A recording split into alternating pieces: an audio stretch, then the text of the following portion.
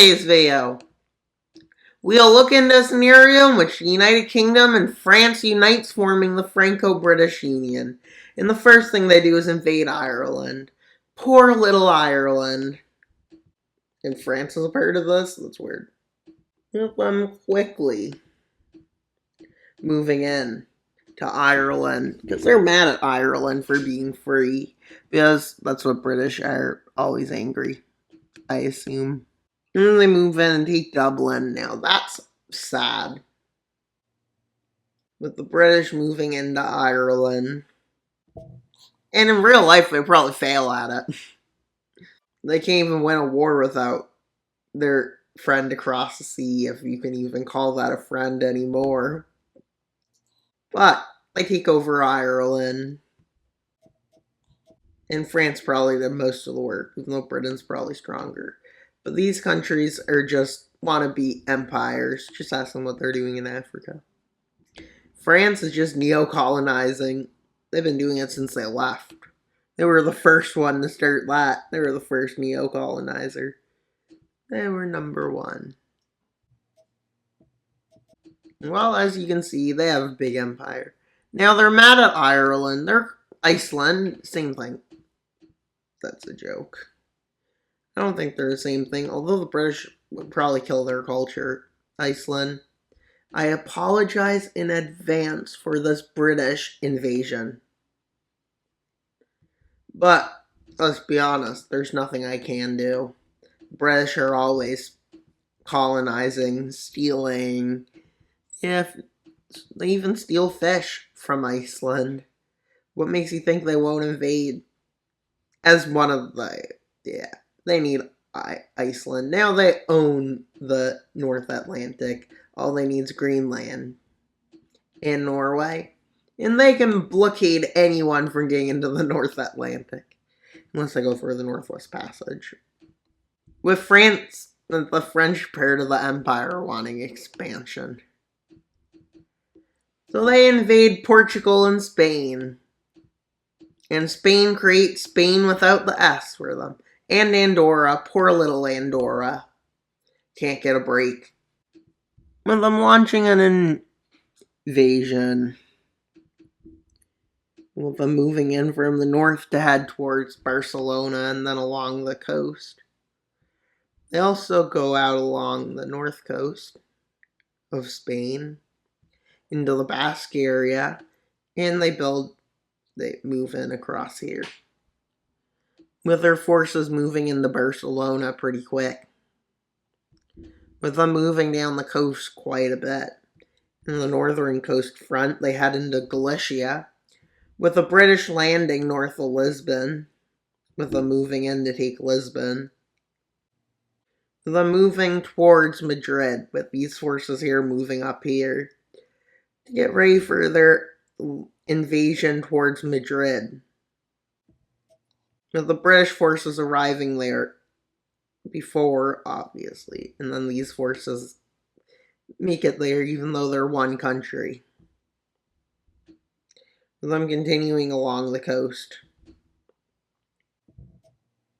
With them coming in from Gibraltar a bit. And then they move around the coast. These islands fall. Meanwhile, two pockets are created. A bit of fighting happens here and a bit of fighting there. Well, Madrid collapses. With them moving south to get to here. And well, as you can guess, they don't control a big chunk, but they surrender. Well, they could take the full thing over, but I don't think they would.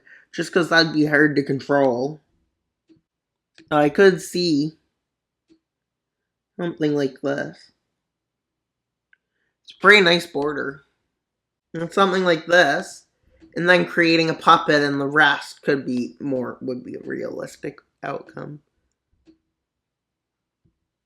As well, there's no way they can afford to control the full thing. As they make an Iberian puppet with future plans of annexation. Well, with one puppet. That's pretty good. With the western side, it's not a very fun area. with Norway, Germany, Denmark, Italy, Switzerland, Austria, and Poland getting into negotiations about what to do about this rising Franco-British threat. And as they're doing it, before they can get Netherlands and Benelux, they invade it, with a coalition forming against them after they take it over. And they're moving rapidly into these nations. Few nations aren't so impressed. And they form the a coalition. I need to give it a cool name. A Thunderbolt Coalition. Yep, that sounds cool enough. And who joins? Well, obviously Denmark. Yes, Denmark still holds a grudge from the Napoleonic Wars. Does Sweden? I assume yes. The big coalition forming: Denmark, Germany, Italy. Yes, it's that big.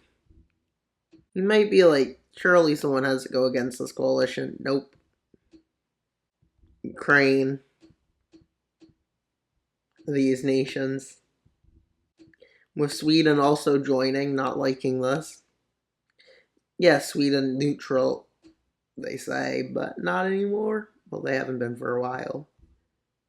With them attempting to push them out of. With Morocco's goal to liberate Iberia and hopefully take some lands.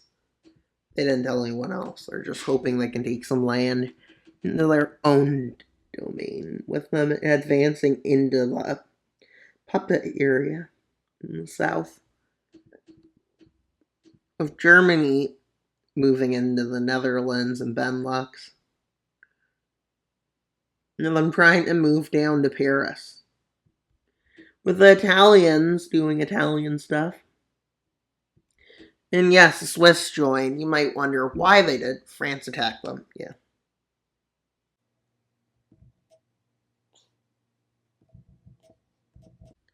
In Iberia, Morocco manages to re-liberate Lisbon.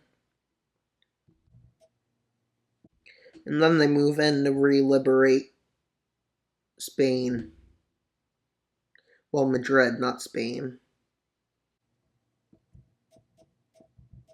You might say, how do they win? Well, to get less pressure on them, they do one move right away. They quickly move in and take over Greenland, landing around here. And them wanting, their goal is just to secure Greenland.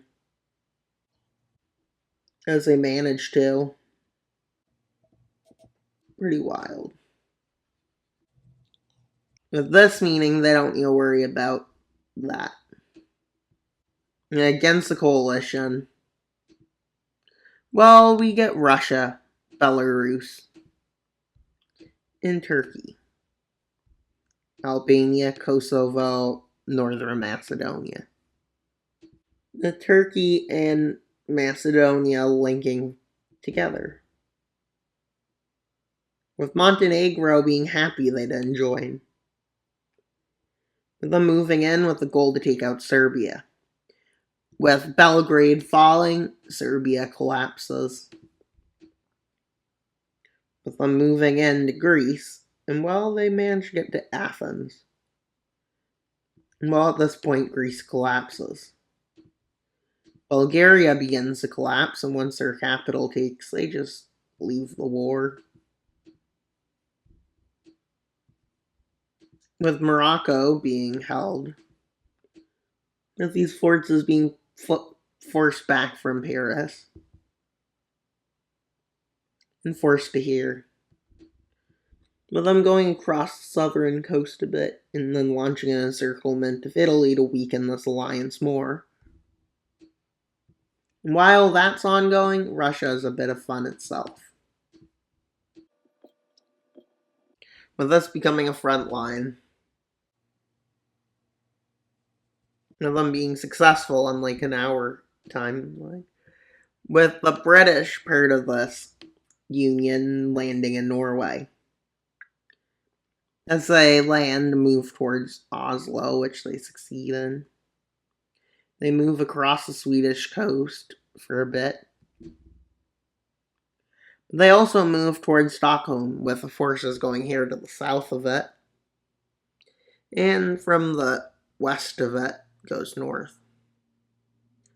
And while Stockholm falls, Oslo has fallen. The southern part of Norway collapses.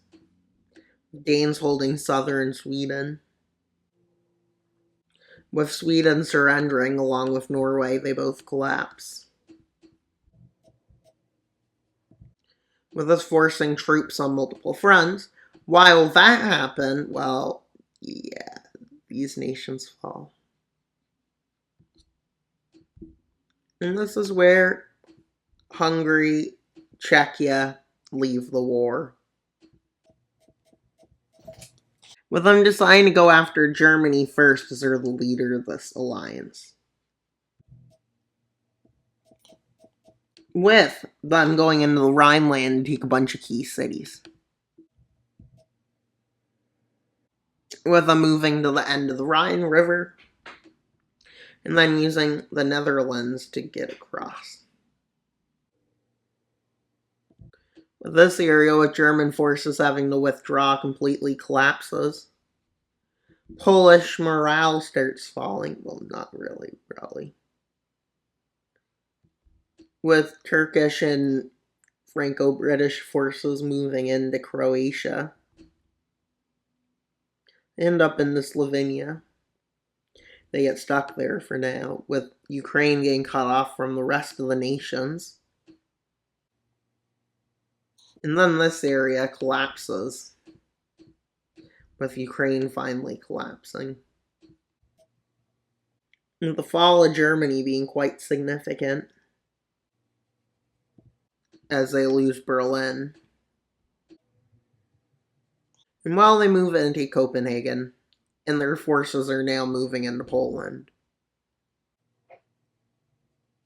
And with them and Russian forces, Poland falls. With the Spanish, the Iberian puppet starting in advance, which manages to push them out of Madrid and out of Lisbon.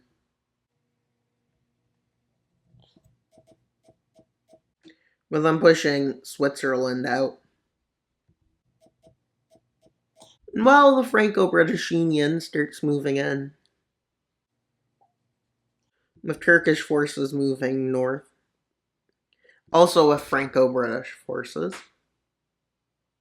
With Vienna falling. With Paris rushing to Rome. With them taking it over. With this part of Italy falling. Morocco agrees to withdraw from Spain. And Portugal. They're revolting, just let you know, there's a lot of guerrilla warfare. Well, there is all over the front. You can't win. With Italy being the last nation, they decide we will fall as a hero this time, instead of every other historic time. With them being stuck in Sardinia before Sardinia falls. So let's see this insane peace treaty. Well, I fractured Europe. Well, the Franco-British Union annexed the Rhineland, most of Baden-Württemberg, parts of northern Italy, and Sardinia. They also annexed parts of Sweden, all of Denmark, all of Norway, and Greenland. And then let's look at Russia. They gained lands in Ukraine, the Baltics, Poland, and annexed Belarus. While making puppets in Ukraine, they also make puppet in Ruthenia, a greater Ruthenian puppet, a Polish puppet, plans to annex it. And while Turkey, they gained a bit of land. Their allies in Macedonia gained and reformed Macedonia, basically. And then we got Greater Albania with Greece. Well, they get really small and they lose all their islands. Along with Bulgaria getting small, Serbia being split in two between Vojvodina and Serbia. Then we got Croatia split into the coast and the inland one. And then, well, Montenegro and Bosnia is under the influence of it / protection. Now let's go to this treaty. Well, they're protecting Romania, Moldova, Hungary, Slovakia, Czechia, Finland. And now let's look their Swedish puppet, but let's look at the rest. First we'll go to Austria. Well, we can say Slovenia is a puppet. Austria got split in two between Austria, and then the Tyrol got made into a nation, including South Tyrol. And while Italy got fractured, they became Naples, Greater Rome, and Venice. Now let's go to Germany.